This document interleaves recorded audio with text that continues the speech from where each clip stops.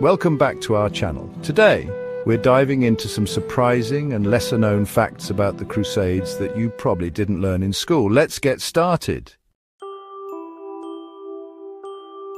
Let's start with the tragic Children's Crusade of 1212. Thousands of young people, driven by religious fervor, believed their innocence could reclaim the Holy Land. Led by figures like Nicholas and Stephen of Cloyes, they hoped the Mediterranean Sea would part for them. Instead, many perished from hunger and disease, or were sold into slavery. Few reached the Holy Land, highlighting the vulnerability of idealism in a harsh world.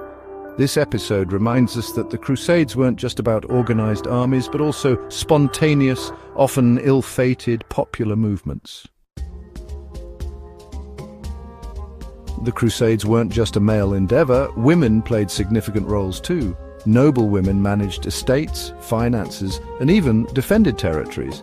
Eleanor of Aquitaine, who joined the Second Crusade, exemplifies the agency some women wielded. Women from all social classes provided logistical support as laundresses, cooks, and sutlers. Some even took up arms, challenging traditional gender roles.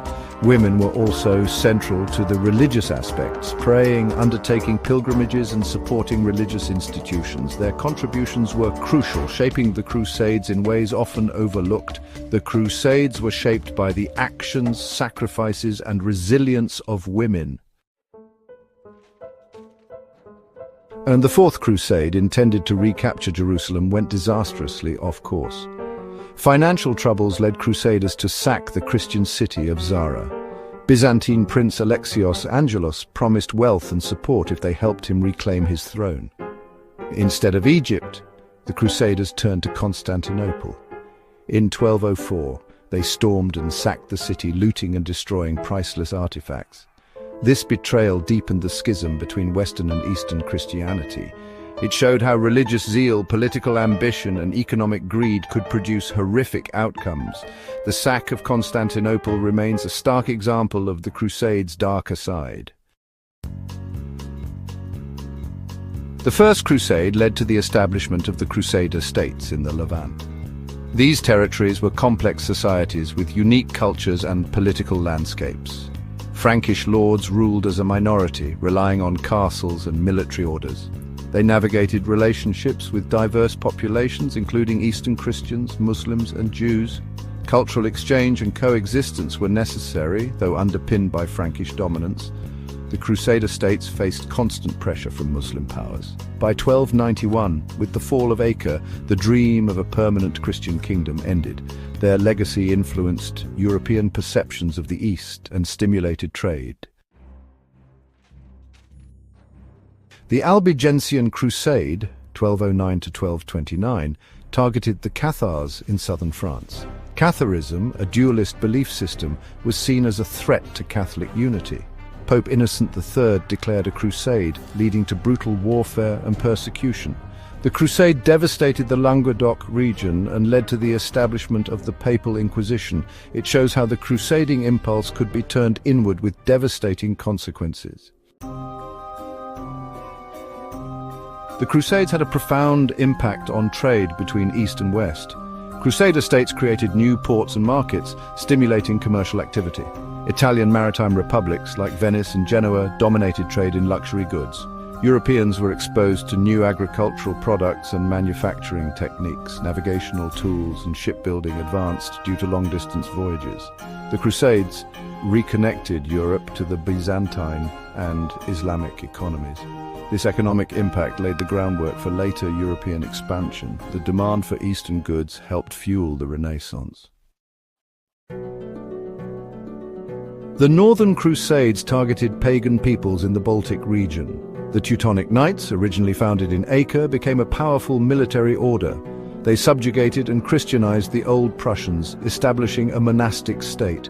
Their campaigns involved conquest, colonization, and German settlement. The Teutonic Knights played a key role in the Christianization of the Baltic. Their legacy is complex, marked by both religious and political expansion. The First Crusade's capture of Jerusalem in 1099 was marked by brutal violence. After a long siege, Crusaders breached the city's defenses. They massacred the Muslim and Jewish populations, including those seeking refuge in holy sites. The massacre became a potent symbol for both Christians and Muslims.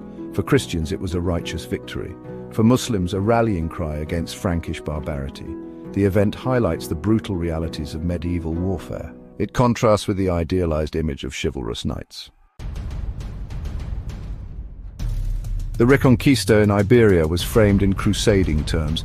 Christian kingdoms sought to reclaim territories from Muslim rule. The papacy equated fighting Muslims in Iberia with crusading in the Holy Land. The Reconquista involved complex warfare and alliances across religious lines. It culminated in 1492 with the fall of Granada and the expulsion of Jews from Spain.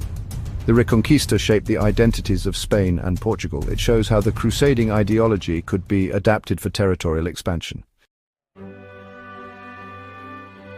The Crusades' legacy is complex and enduring. In the Muslim world, they are remembered as unprovoked aggression. For the Christian West, the legacy is ambivalent, with both heroic and dark aspects. The Crusades fostered centuries of interaction between different cultures. They contributed to the exchange of ideas, technologies, and artistic styles. The Crusades' echoes are still discernible in our world today. They remind us that the past is never truly past. Thanks for watching. If you enjoyed this video, don't forget to like, comment, and subscribe. The Crusades were complex and multifaceted, far beyond simple tales of knights and religious warfare.